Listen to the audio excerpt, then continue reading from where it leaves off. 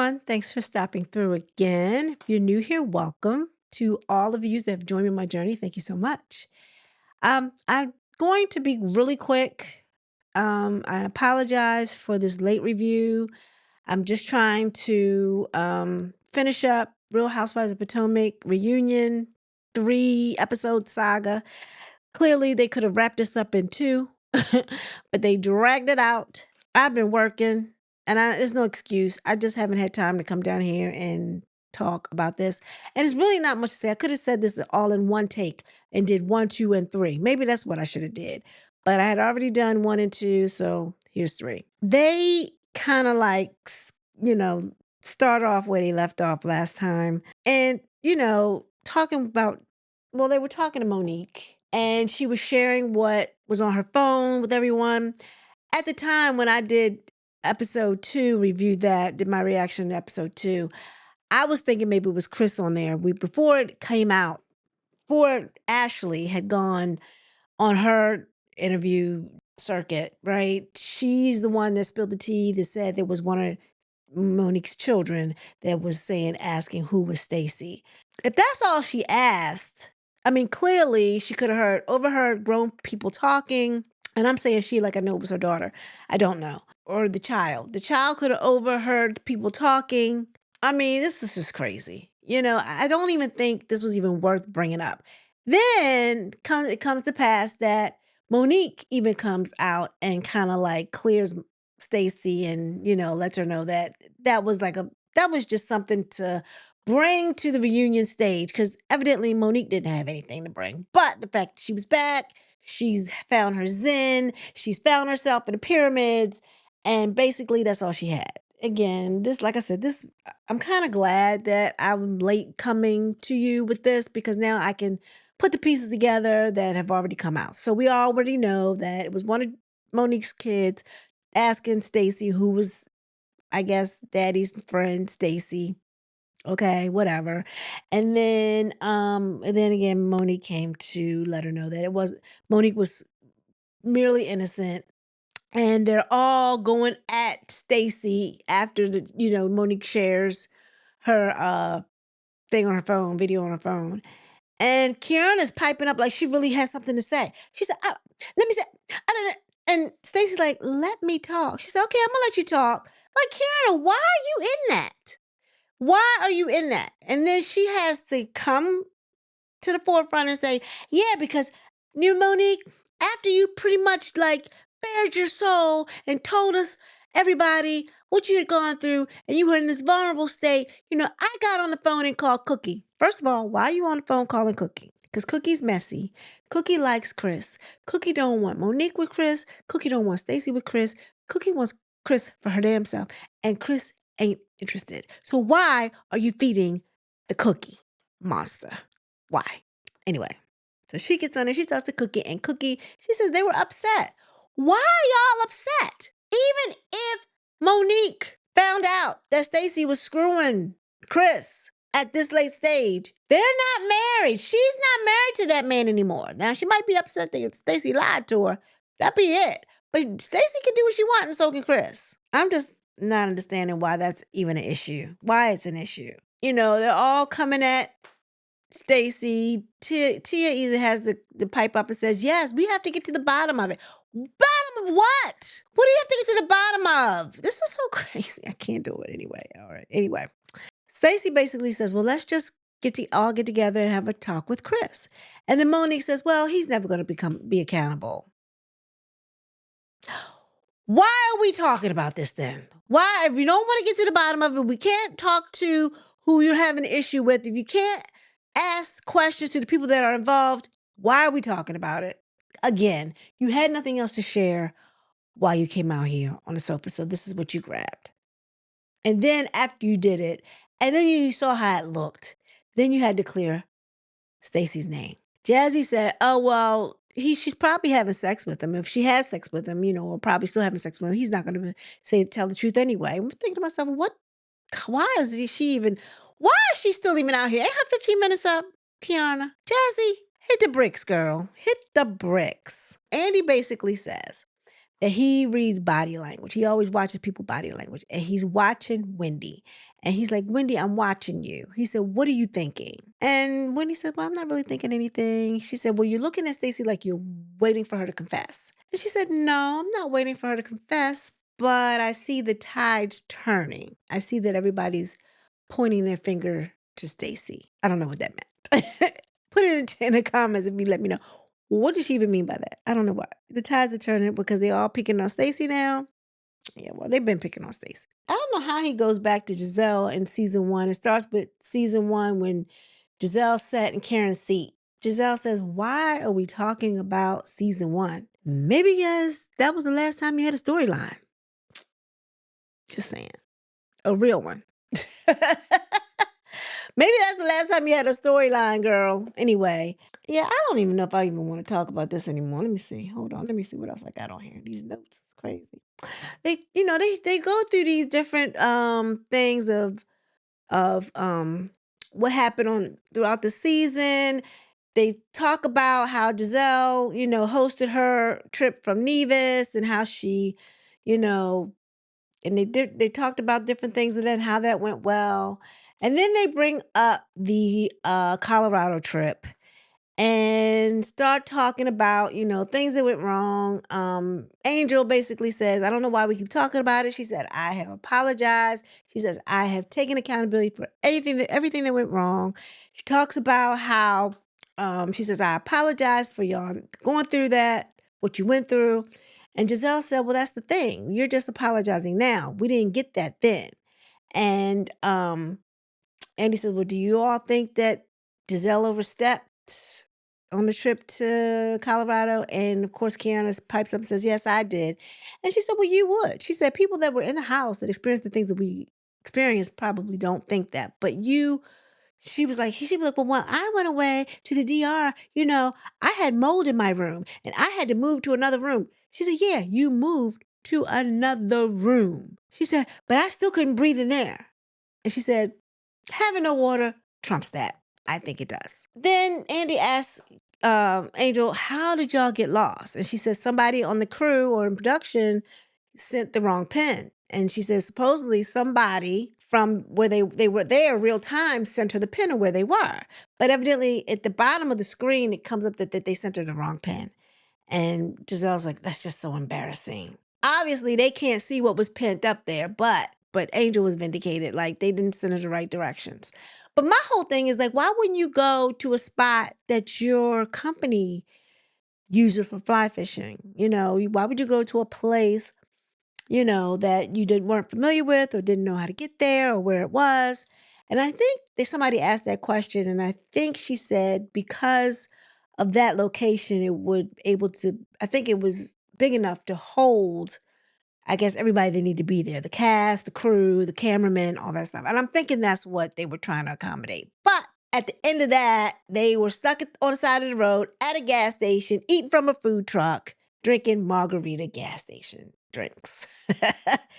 And Giselle says, we are turning back. I don't do this. I don't do the side of the road. I don't do food trucks. I don't do eating from the gas station. She said, we're out of here. And that's how they kind of end that scene. I think they could have summed this up, like I said, in 2 episodes. Anyway, they bring Karen out. It was interesting that Karen brought so much heat towards Wendy. I thought it was awful how Karen treated Wendy. Granted, my whole thing is, if Wendy knew about this scam firsthand along with Eddie and went along with it to fraud the insurance companies, then by all means, let justice be served. Because I don't condone anybody breaking the law and trying to get ahead and trying to cheat the system. I don't condone that behavior. I don't care who you are. However, I do feel some way about someone who has broken the law, maybe so-called paid their debt to society, but coming out being real arrogant about the shit and trying to tell me something about how I should be and how I need to shut the F up and, how I need to be quiet and shut, and stop talking so much and all that kind of stuff. Granted, she might have been telling her some good stuff, But don't come at me like you then did a big bid and now you got your street cred and now you coming at me like you know everything. When you can't even call yourself an alcoholic. You are still not owning being an alcoholic. And when you go to the AA classes or meetings, that's the first thing you admit to. Even though she says she likes NA better, they have to do the same thing. Don't they say, I so and so am an addict, or I so and so, just like they do in AA, I and so and I'm an alcoholic. Don't they say that? Don't they have to admit that? That's the first of the 12 steps, I think, right? And she is on this stage, on this sofa, in that chair, talking about, oh, she's in a lifetime of recovery. Okay, however you want to camouflage it, but you are a recovering addict, because you said you like to pop pills, as well as drink alcohol. And even though you may not take another sip ever again in life, you're still an alcoholic. You're just a recovering alcoholic. The label doesn't go away. It just doesn't. And Karen is not admitted to it. So first of all, Karen can sit up there all day long and say how she feels about, how she adores Wendy's mother, and what she really liked was, when she told you to shut the F up, which was horrible. Even Giselle had to pipe up and say, Karen, like, what are you doing? She was horrible to Wendy. I didn't like it. And you have a lot of nerve to come up here in my face to say anything to me. And you lied the whole season 9, talking about you going to be vindicated. Lying the whole entire time. She couldn't tell me nothing. Nothing at all. Then she talks about, I think Karen brings up the fact that Wendy, I guess, turned on her. I want to say she felt some way that Wendy turned on her, even though she had Wendy's back or something to that effect. And Wendy was like, well, you started it. And that's how they brought up, evidently Karen had told Stacy that she needed to watch out for Wendy and Wendy is not to be trusted, or something to that effect. And Stacy told Wendy in front of Karen at this event that she was hosting, when they were talking about pet adoption or pet rescue or whatever. And remember when the dogs were pooping all over the place, I think an alarm went off and it startled the dogs and they started pooping everywhere. Then I think she didn't like the fact that Wendy believed Stacy. But in that same season, I remember Wendy got invited to the White House by Biden's press secretary. What was her name? Jean something or Jean something. Anyway, she got invited by her and she took Karen with her because she felt like Karen was her friend. And then she comes back and finds this out, that Karen's been talking about her. They show this footage of them having a sit down, her and Wendy and Karen. I guess Karen is basically saying how she didn't like the fact that Wendy, I guess, took Stacy's word over hers. But yet she said she was mad at Karen for bringing up the fact that the other ladies were calling her mom a witch, as if Karen was calling her a witch. But Karen wasn't really calling her a witch. So I don't know, maybe just they don't not remembering stuff correctly or whatever. But I feel like once they watch back what they've misconstrued in their mind, they should probably be able to get back on point. But I don't know. It seems like Karen feels some way about Wendy. But according to most people, they're saying that Karen never really liked Wendy in the first place. That she had made a comment saying she doesn't meet the aesthetic of the show. Is it because she's African? Is it because she's too dark and everybody else is light bright? I mean, who was on the show that wasn't, was Candace on the show then? I think so. Was Candace? Because Ashley brought Candace on, I think. So I don't know. They're saying that Karen never really liked Wendy. So maybe that's it. I don't have a clue. But they go back and forth, and then Andy says, well, we do have to address the elephant in the room. He talks about Wendy's case. She really says she can't talk much about it. She only recited what has already been in the news, basically about how they were, arrested on October 9th. And they asked her about what happened. And she talks and says something about how it happened. Like they came home from their trip from Jamaica. She said Cam runs upstairs And she's saying one of their dogs, I forgot the name of the dog, made a mess. And Wendy's like, what is she talking about? Because, they put the dog up in a kennel. So she's not sure why she's saying that. So I think she says, Eddie went upstairs to check and he was like, I think something happened. She's like, what? So they go upstairs and I guess that's when they find out their room is ransacked. So I guess they call the police, their robbery. She said, because their house was really broken into. And she says it wasn't until like a year and a half later on October the 9th, that the police are at the door. Eddie comes, she said, I was up taking a nap. And Eddie was like, the police are at the door. So she says she runs through her breezeway and it says, oh, are my kids all right? And he said, yeah, your kids are fine. And then he said, you won't remember me, but I am the police officer that came when you called in a burglary. And she says, oh, you found the burglars. He said there was no burglary. So she tells a story. And Karen goes right in and kind of cleans up what she says before and says, see, that's what I'm talking about. And she said, maybe I said it out of context. She said, but you are talking too much, Wendy. You're talking too much. She said, because I would have got up on the stage and I wouldn't have said not one thing or answered any questions regarding that. And basically, she was like, well, I've talked to my counsel. They know I'm going on to be on here today. And she evidently says she went over everything that she could possibly talk about. So evidently, she says she talked to her counsel and therefore fine with what she was sharing. Andy was like, well, Wendy, she said, I admire you. He was like saying his goodbyes to her. He said, because basically the case doesn't look good. The case that they have doesn't really look good.